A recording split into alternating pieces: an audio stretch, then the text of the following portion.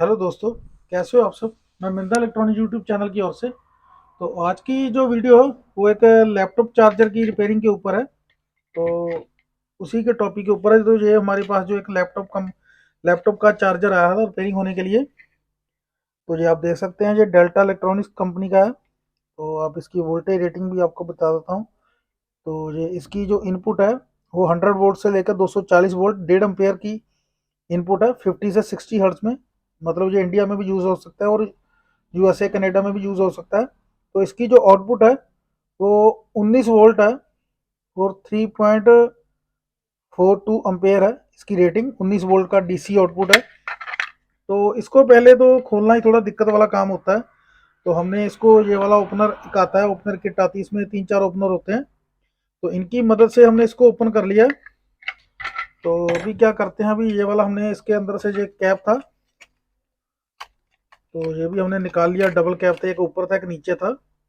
तो नीचे वाले को जो शोल्डरिंग किया गया था जहाँ से, वो हमने डी शोल्डर करके इस पॉइंट को, तो हमने इसको निकाल लिया है बाहर। तो अभी एक बार क्या करता हूँ, एक बार इसको आपको लगा के दिखा देता हूँ सीरीज में। तो जब भी आपको कोई रिपेयरिंग का काम करना है तो आपको सीरीज में करना, तो एक आपके पास ऐसी लीड भी होनी चाहिए जो क्रोकोडाइल क्लिप की मदद से बनी होती है। तो ये हमने खुद की बनाई हुई है अपने के लिए, काम के लिए। ये हमने दोनों को लगा देनी है। अगर आपके पास इसकी ओरिजिनल कोड नहीं है तब आप इसका यूज़ कर सकते हो। तो मैंने अभी सीरीज का बल्ब जो है, सीरीज में मैंने इसको कनेक्ट कर दिया। तो एक बार आपको दिखा भी देते हैं। ये आप देखना, ये बल्ब जल रहा है तो सीरीज में कनेक्ट है। तो एसी में आपको दिखा देता हूँ कितनी वोल्टेज आ रही है। 237 वोल्ट आ रही है। तो अभी इसका पहले देखते हैं, अभी ये ब्रिज है, ये इन दोनों के इंटरनल पोर्ट पे अब देखते हैं एसी वोल्टेज आ रही कि नहीं आ रही। तो जैसे ही हम इसके इंटरनल देखते हैं तो जहाँ पे एसी वोल्टेज नहीं आ रही, तो हमारे हमारे को आउटपुट में डीसी कहाँ से मिलेगी। तो डीसी हमको बिल्कुल जीरो वोल्टेज मिल रही है, 1 वोल्ट के करीब है। तो एक बार चेक कर लेते हैं इसका फ्यूज सही है कि नहीं सही है। ये सर्किट है, ये जहाँ से जा रहा है। हाँ, ये वाला फ्यूज है, ये कोयल का है। नहीं, यहाँ से ये वाला पॉइंट यहाँ हो गया, दूसरा फ्यूज के थ्रू है, यहाँ पे भी आ रही है। और ये कोयल है, कोयल के आगे देखते हैं वोल्टेज, यहाँ पे भी आ रही है। और ये इसका जो एक पीएफ लगा हुआ है उसके साथ एक 1 मेगा ओम की रेजिस्टेंस लगी हुई है। पीएफ के ऊपर भी हम एसी वोल्टेज चेक कर लेते हैं, 237 वोल्ट आ रहा है। और पीएफ के बाद यहाँ पे एक कोयल है।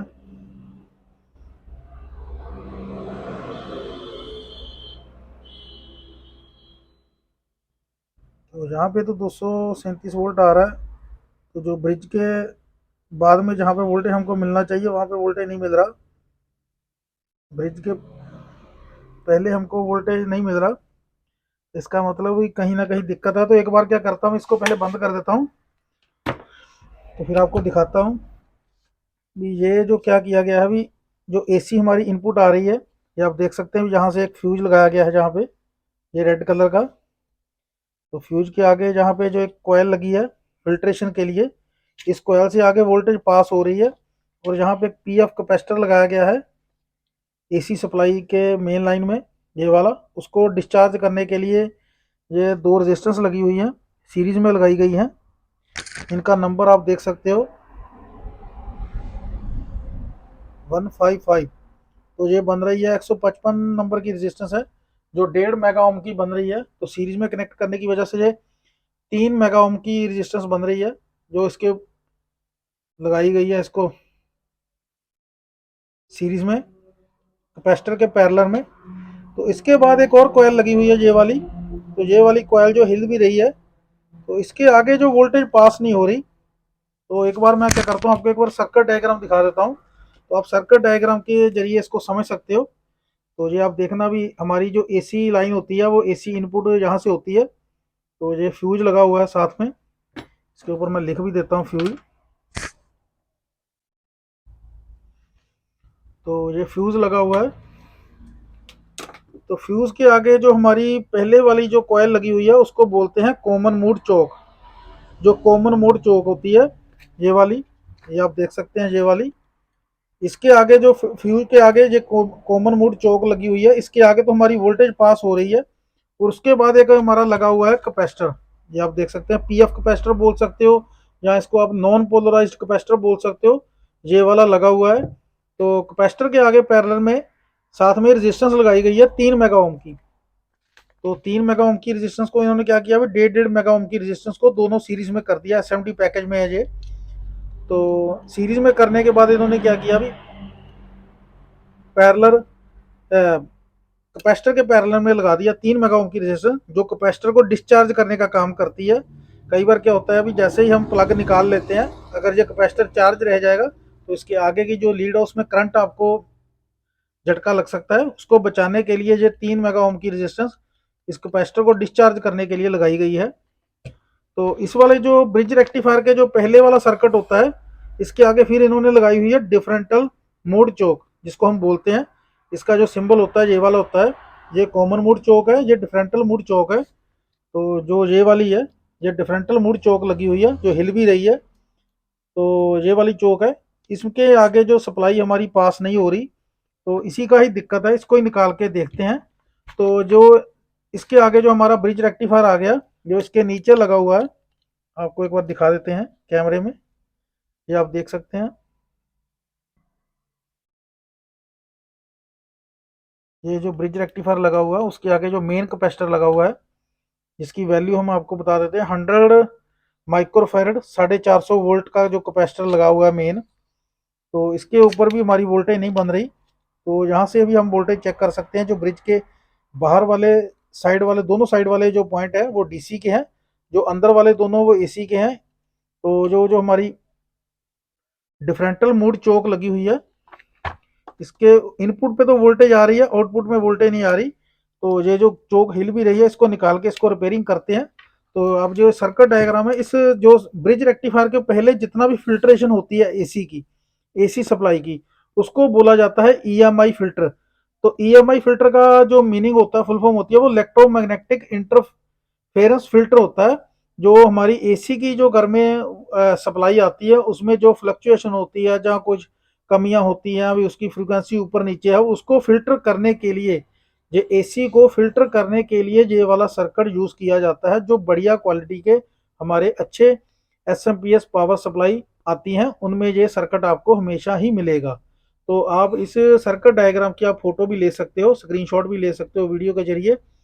तो अभी निकालते हैं इस वाले ई एम डिफरेंटल मूड चौक को बाहर, और इसके कनेक्शन करके, और एक बार चार्जर को आपको कनेक्ट करके चेक भी करवा देते हैं वोल्टेज आउटपुट निकाल रहा है कि नहीं निकाल रहा। तो दिखाते हैं आपको। तो अभी हमने क्या किया, अभी इस जो ई एम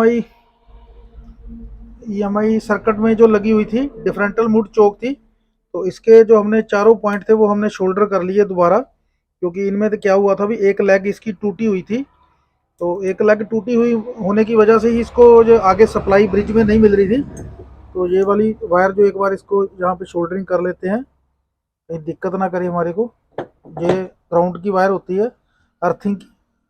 तो अर्थिंग करने के लिए, जो लीकेज करंट होता है उसको अर्थ करने के लिए ये वाला पॉइंट होता है। तो बाकी अभी चेक करते हैं इसको सप्लाई में लगा के भी हमारी जो एसी वोल्टेज है वो डीसी में कन्वर्ट हो रही कि नहीं हो रही, ब्रिज तक हमारे को एसी वोल्टेज मिल रही है कि नहीं मिल रही। तो उसको हम एक बार चेक कर लेते हैं। तो क्या करते हैं, अभी इसकी जो क्रोकोडाइल पिन है, आप देख सकते हो, इसको हमने अच्छे से शोल्डर कर लिया है। तो अभी ये हिल भी नहीं रही, तो हिलने की वजह से ही ये टूटा था। ये ज़्यादा तौर पे प्रॉब्लम जो आती है वो लैपटॉप का चार्जर ज़मीन पर गिरने की वजह से ही ज़्यादा प्रॉब्लम आती है इसमें। तो अभी क्या करेंगे, भी इसका जो हमने हीट सिंक प्लेट इसकी निकाली थी, उसको दोबारा इंस्टॉल करके अच्छे से शोल्डर करके पेस्ट लगा के शोल्डर लगाएंगे इसको। तो शोल्डर करने के बाद क्या करेंगे, भी इसमें ग्लू गन से ग्लू डाल देंगे, ताकि ये दोबारा गिरने पे हिलने की वजह से ये दोबारा ये दिक्कत ना आए इसमें। तो अभी क्या करते हैं, अभी इसको एक बार क्रोकोडाइल पेन की मदद से इसको आपको चेक भी करवा देते हैं।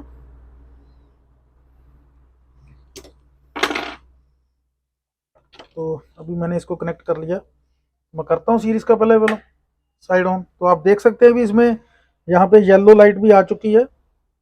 तो एक बार आपको मल्टीमीटर की मदद से भी दिखा देते हैं। पहले मल्टीमीटर को मैंने एसी मोड पे कर लिया है। तो ये आप देख सकते हैं अभी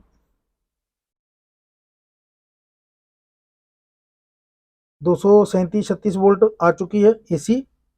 मल्टीमीटर की स्क्रीन के ऊपर आप ध्यान देना, थोड़ा सा आपको अच्छे से दिखे, मैं इसे रख लेता हूँ। 237 वोल्ट आ चुका है। तो अभी करते हैं मल्टीमीटर को डीसी मोड के ऊपर। तो हमारी ब्रिज के ऊपर जो हमारी वोल्टेज बनती है वो देखते हैं कितनी बन रही है। 327 वोल्ट डीसी बन रही है हमारी। तो आगे हम इसका आउटपुट में वोल्टेज चेक कर लेते हैं। अच्छे से लगाता है, हाथ स्लिप कर गया मेरा। ये 19.4 वोल्ट 45 वोल्ट प्रॉपर हमारी बन रही है, कहीं पे भी इसका जो फ्लक्चुएशन नहीं है। तो ये हमारा चार्जर जो है सक्सेसफुली रिपेयर हो चुका है। तो ऐसे आप भी अपना कोई भी इलेक्ट्रॉनिक्स का प्रोडक्ट रिपेयरिंग कर सकते हो, अगर आपको अच्छी नॉलेज है इसके बारे में। तो आप पहले क्या करो, कहीं भी आप नया प्रोडक्ट रिपेयरिंग करते हो, अगर आप मैकेनिक हो तो आप उसका सर्किट डायग्राम जरूर बना लिया करें, ड्रॉ कर लिया करें, तो बुक में सेव करके रख लिया करें।